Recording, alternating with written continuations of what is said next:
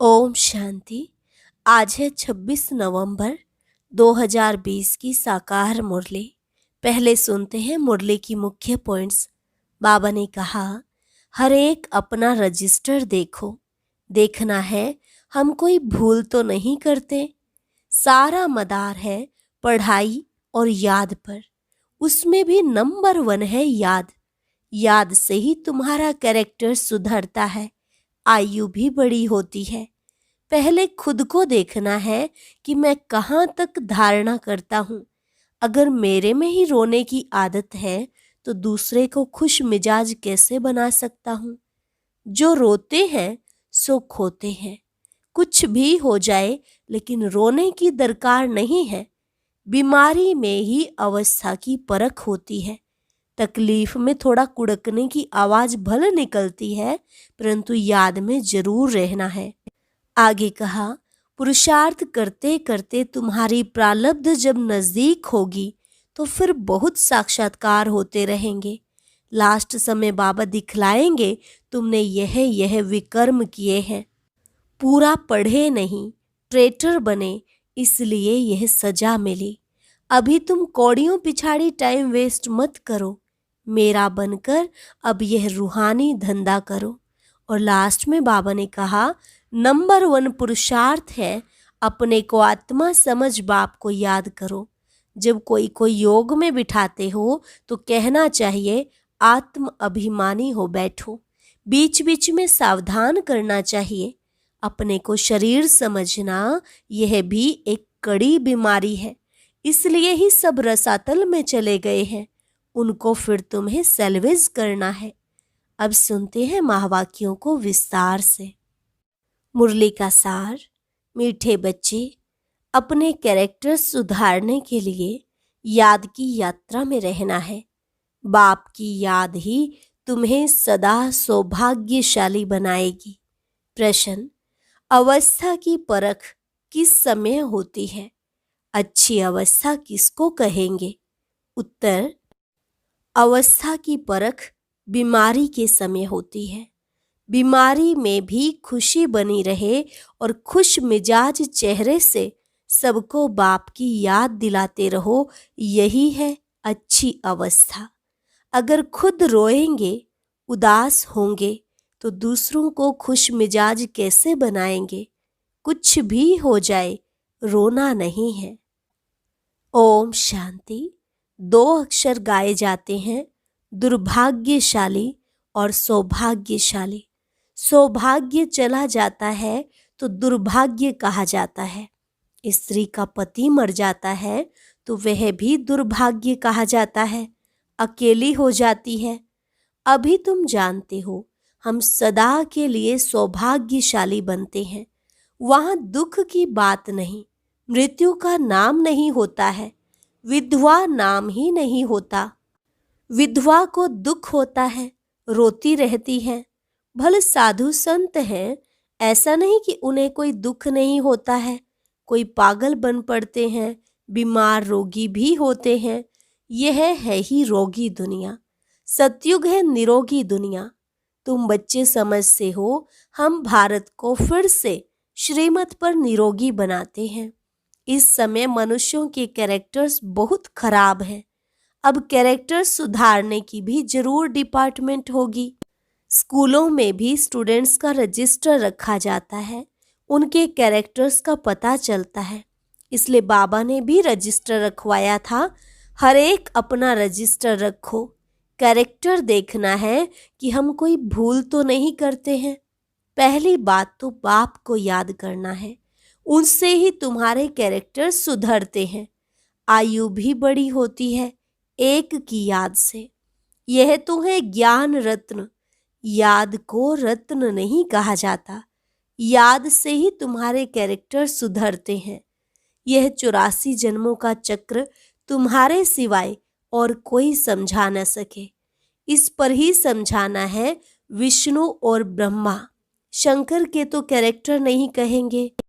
तुम बच्चे जानते हो ब्रह्मा और विष्णु का आपस में क्या कनेक्शन है। विष्णु के 2 रूप हैं, यह लक्ष्मी नारायण। वही फिर 84 जन्म लेते हैं। 84 जन्मों में आपे ही पूज्य, आपे ही पुजारी बनते हैं। प्रजापिता ब्रह्मा तो जरूर यहाँ ही चाहिए ना, साधारण तन चाहिए। बहुत करके इसमें ही मूंझते हैं। ब्रह्मा तो है ही पतित पावन बाप का रथ। कहते भी हैं दूर देश का रहने वाला आया देश पर आए। पावन दुनिया बनाने वाला पतित पावन बाप पतित दुनिया में आया। पतित दुनिया में एक भी पावन नहीं हो सकता। अभी तुम बच्चों ने समझा है कि 84 जन्म हम कैसे लेते हैं। कोई तो लेते होंगे ना, जो पहले पहले आते होंगे उनके ही 84 जन्म होंगे। सतयुग में देवी देवता ही आते हैं। मनुष्यों का जरा भी ख्याल नहीं चलता 84 जन्म कौन लेंगे। समझ की बात है। पुनर्जन्म तो सब मानते हैं। 84 पुनर्जन्म हुए, यह बड़ी युक्ति से समझाना है। 84 जन्म तो सभी नहीं लेंगे ना, एक साथ सब थोड़े ही आएंगे और शरीर छोड़ेंगे। भगवानुवाच भी है कि तुम अपने जन्मों को नहीं जानते हो, भगवान ही बैठ समझाते हैं। तुम आत्माएं 84 जन्म लेती हो। यह 84 की कहानी बाप तुम बच्चों को बैठ सुनाते हैं। यह भी एक पढ़ाई है। 84 का चक्र तो जानना बहुत सहज है। दूसरे धर्म वाले इन बातों को समझेंगे नहीं। तुम्हारे में भी कोई सभी 84 जन्म नहीं लेते हैं। सभी के 84 जन्म हो तो सब इकट्ठे आ जाएं, यह भी नहीं होता है। सारा मदार पढ़ाई और याद पर है। उसमें भी नंबर 1 है याद। डिफिकल्ट सब्जेक्ट पर मार्क्स जास्ती मिलती हैं, उनका प्रभाव भी होता है। उत्तम, मध्यम, कनिष्ठ सब्जेक्ट तो होती है ना। इनमें है 2 मुख्य। बाप कहते हैं मुझे याद करो तो संपूर्ण निर्विकारी बन जाएंगे और फिर विजय माला में पिरो जाएंगे। यह है रेस। पहले तो खुद को देखना है कि मैं कहाँ तक धारणा करता हूँ, कितना याद करता हूँ, मेरे कैरेक्टर्स कैसे हैं। अगर मेरे में ही रोने की आदत है तो दूसरे को खुश मिजाज कैसे बना सकता हूँ। बाबा कहते हैं जो रोते हैं सो खोते हैं। कुछ भी हो जाए लेकिन रोने की दरकार नहीं है। बीमारी में भी खुशी से इतना तो कह सकते हो कि अपने को आत्मा समझ बाप को याद करो। बीमारी में ही अवस्था की परख होती है। तकलीफ में थोड़ा कुड़कने की आवाज भल निकलती है, परंतु अपने को आत्मा समझ बाप को याद करना है। बाप ने पैगाम दिया है। पैगंबर मैसेंजर एक शिव बाबा है, दूसरा कोई है नहीं। बाकी जो भी सुनाते हैं सारी भक्ति मार्ग की बातें। इस दुनिया की जो भी चीजें हैं सब विनाशी हैं। अभी तुमको वहां ले जाते हैं जहां टूट फूट नहीं। वहां तो चीजें ही ऐसी अच्छी बनेंगी जो टूटने का नाम ही नहीं होगा। यहाँ साइंस से कितनी चीजें बनाते हैं, वहां भी तो साइंस जरूर होगी, क्योंकि तुम्हारे लिए बहुत सुख चाहिए। बाप कहते हैं तुम बच्चों को कुछ भी पता नहीं था। भक्ति मार्ग कब शुरू हुआ, कितना तुमने दुख देखा, यह सब बातें अभी तुम्हारी बुद्धि में है। देवताओं को कहा ही जाता है सर्वगुण संपन्न। फिर वह कलाएं कैसे कम हुई। अभी तो कोई कला नहीं रही है। चंद्रमा की भी धीरे धीरे कला कम होती है ना। तुम जानते हो कि यह दुनिया भी पहले नई है तो वहाँ हर चीज सतो प्रधान फर्स्ट क्लास होती है। फिर पुरानी होते कलाएं कम होती जाती है। सर्वगुण संपन्न यह लक्ष्मी नारायण है ना। अभी बाप तुमको सच्ची सच्ची सत्यनारायण की कथा सुना रहे हैं। अभी है रात, फिर दिन होता है। तुम संपूर्ण बनते हो तो तुम्हारे लिए फिर सृष्टि भी ऐसी ही चाहिए। 5 सतो भी सतो प्रधान, 16 कला संपूर्ण बन जाते हैं। इसलिए शरीर भी तुम्हारे नेचुरल ब्यूटीफुल होते हैं, सतो प्रधान होते हैं। यह सारी दुनिया 16 कला संपूर्ण बन जाती है। अभी तो कोई कला नहीं है। जो भी बड़े से बड़े लोग हैं अथवा महात्मा आदि हैं, यह बाप की नॉलेज उनकी तकदीर में ही नहीं है। उन्हों को अपना ही घमंड है, बहुत करके है ही गरीबों की तकदीर में। कोई कहते हैं इतना ऊंच बाप है, उनको तो कोई बड़े राजा अथवा पवित्र ऋषि आदि के तन में आना चाहिए। पवित्र होते ही है सन्यासी, पवित्र कन्या के तन में आए। बाप बैठ समझाते हैं, मैं किस में आता हूँ? मैं आता ही उसमें हूँ जो पूरे 84 जन्म लेते हैं, एक दिन भी कम नहीं। श्री कृष्ण पैदा हुआ उस समय से 16 कला संपूर्ण ठहरा। फिर सतो रजो तमो में आते हैं। हर चीज पहले सतो प्रधान, फिर सतो रजो तमो में आती है। सतयुग में भी ऐसे होता है। बच्चा सतो प्रधान है, फिर बड़ा होगा तो कहेगा अब हम यह शरीर छोड़ सतो प्रधान बच्चा बनता हूँ। तुम बच्चों को इतना नशा नहीं है, खुशी का पारा नहीं चढ़ता है। जो अच्छी मेहनत करते हैं, खुशी का पारा चढ़ता रहता है, शक्ल भी खुशनुमा रहती है। आगे चल तुमको साक्षात्कार होते रहेंगे। जैसे घर के नजदीक आकर पहुंचते हैं तो फिर वह घर बार मकान आदि याद आता है ना, यह भी ऐसे है।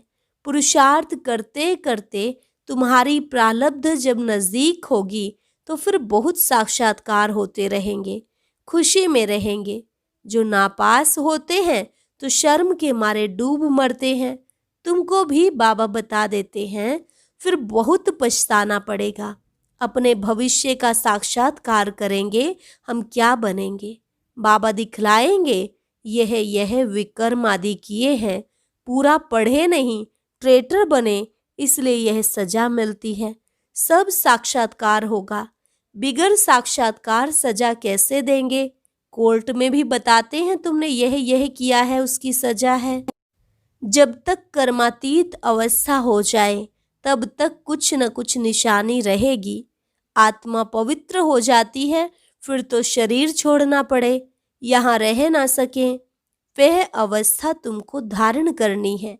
अभी तुम वापस जाए, फिर नई दुनिया में आने के लिए तैयारी करते हो। तुम्हारा पुरुषार्थ ही यह है कि हम जल्दी जल्दी जाएं, फिर जल्दी जल्दी आएं। जैसे बच्चों को खेल में दौड़ाते हैं ना, निशान तक जाकर फिर लौट आना है। तुमको भी जल्दी जल्दी जाना है, फिर पहले नंबर में नई दुनिया में आना है। तो तुम्हारी रेस है यह। स्कूल में भी रेस कराते हैं ना, तुम्हारा है यह प्रवृत्ति मार्ग। तुम्हारा पहले पहले पवित्र गृहस्थ धर्म था, अभी है विशेष, फिर वाइसलेस वर्ल्ड बनेगा। इन बातों को तुम सिमरण करते रहो तो भी बहुत खुशी रहेगी। हम ही राज्य लेते हैं, फिर गंवाते हैं।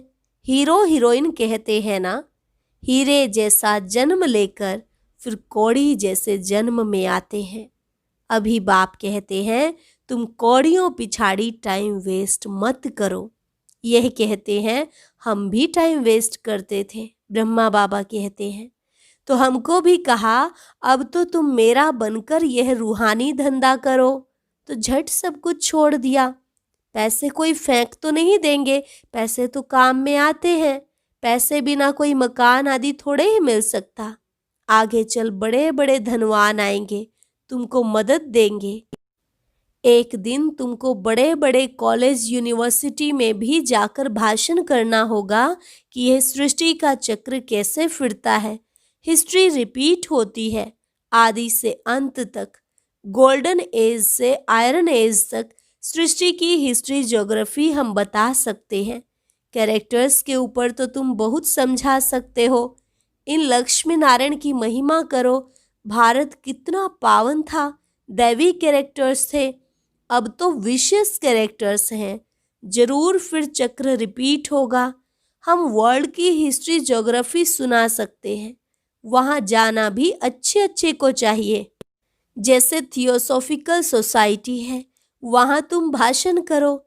श्री कृष्ण तो देवता था, सतयुग में था। पहले पहले है श्री कृष्ण, जो फिर नारायण बनते हैं। हम आपको श्री कृष्ण के 84 जन्मों की कहानी सुनाए जो और कोई सुना न सके। यह टॉपिक कितनी बड़ी है, होशियार को भाषण करना चाहिए। अभी तुम्हारे दिल में आता है हम विश्व के मालिक बनेंगे, कितनी खुशी होनी चाहिए। अंदर बैठ यह जाप जपो, फिर तुमको इस दुनिया में कुछ भासेगा नहीं। यहाँ तुम आते ही हो विश्व का मालिक बनने, परम पिता परमात्मा द्वारा। विश्व तो इस दुनिया को ही कहा जाता है, ब्रह्मलोक व सूक्ष्म वतन को विश्व नहीं कहेंगे। बाप कहते हैं मैं विश्व का मालिक नहीं बनता हूँ, इस विश्व का मालिक तुम बच्चों को बनाता हूँ। कितनी गुह्य बातें हैं। तुमको विश्व का मालिक बनाता हूँ, फिर तुम माया के दास बन जाते हो। यहाँ जब सामने योग में बिठाते हो तो भी याद दिलानी है, आत्म अभिमानी हो बैठो, बाप को याद करो। 5 मिनट बाद फिर बोलो। तुम्हारे योग के प्रोग्राम चलते हैं ना, बहुतों की बुद्धि बाहर चली जाती है, इसलिए 5-10 मिनट बाद फिर सावधान करना चाहिए। अपने को आत्मा समझ बैठे हो, बाप को याद करते हो तो खुद का भी अटेंशन रहेगा। बाबा यह सब युक्तियां बतलाते हैं। घड़ी घड़ी सावधान करो, अपने को आत्मा समझ शिव बाबा की याद में बैठे हो तो जिनका बुद्धि योग भटकता होगा वह खड़े हो जाएंगे। घड़ी घड़ी यह याद दिलाना चाहिए, बाबा की याद से ही तुम उस पार चले जाएंगे। गाते भी हैं खिवैया, नैया मेरी पार लगाओ, परंतु अर्थ को नहीं जानते। मुक्ति धाम में जाने के लिए आधा कल्प भक्ति की है। अब बाप कहते हैं मुझे याद करो तो मुक्ति धाम में चले जाएंगे। तुम बैठते ही हो पाप कटने लिए, तो फिर पाप करने थोड़े ही चाहिए, नहीं तो फिर पाप रह जाएंगे। नंबर 1 यह पुरुषार्थ है, अपने को आत्मा समझ बाप को याद करो। ऐसे सावधान करते रहने से अपना भी अटेंशन रहेगा, खुद को भी सावधान करना है। खुद भी याद में बैठें तब औरों को बिठाएं। हम आत्मा हैं, जाते हैं अपने घर, फिर आकर राज्य करेंगे। अपने को शरीर समझना यह भी एक कड़ी बीमारी है, इसलिए ही सब रसातल में चले गए हैं, उनको फिर सैल्वेज करना है। अच्छा, मीठे मीठे सिक्के लधे बच्चों प्रति मात पिता बाप दादा का याद प्यार और गुड मॉर्निंग। रूहानी बाप की रूहानी बच्चों को नमस्ते। रूहानी बच्चों की रूहानी बाप दादा को नमस्ते नमस्ते, गुड मॉर्निंग। धारणा के लिए मुख्य सार। पहली पॉइंट, अपना टाइम रूहानी धंधे में सफल करना है, हीरे जैसा जीवन बनाना है, अपने को सावधान करते रहना है, शरीर समझने की कड़ी बीमारी से बचने का पुरुषार्थ करना है। दूसरी पॉइंट, कभी भी माया का दास नहीं बनना है, अंदर में बैठ जाप जपना है कि हम आत्मा हैं, खुशी रहे, हम बेगर से प्रिंस बन रहे हैं। वरदान, वॉइसलेस की शक्ति द्वारा सूक्ष्म वतन व तीनों लोकों का अनुभव करने वाले श्रेष्ठ भाग्यवान भव। वॉइसलेस की शक्ति द्वारा सूक्ष्म वतन व तीनों लोकों का अनुभव करने वाले श्रेष्ठ भाग्यवान भव। जिन बच्चों के पास वॉइसलेस की शक्ति है, बुद्धि योग बिल्कुल रिफाइन है, ऐसे भाग्यवान बच्चे सहज ही तीनों लोकों का सैर कर सकते हैं।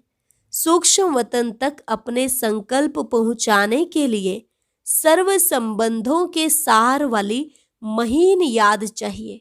यही सबसे पावरफुल तार है, इसके बीच में माया इंटरफेयर नहीं कर सकती। तो सूक्ष्म वतन की रौनक का अनुभव करने के लिए स्वयं को वॉइसलेस की शक्ति से संपन्न बनाओ। स्लोगन, किसी व्यक्ति, वस्तु व वैभव के प्रति आकर्षित होना ही कंपेनियन बाप को संकल्प से तलाक देना है। किसी व्यक्ति, वस्तु व वैभव के प्रति आकर्षित होना ही कंपेनियन बाप को संकल्प से तलाक देना है। अच्छा, ओम शांति। आज की अव्यक्त मुरली जरूर सुने। उसके लिए ऊपर दिए गए बॉक्स को टच करें।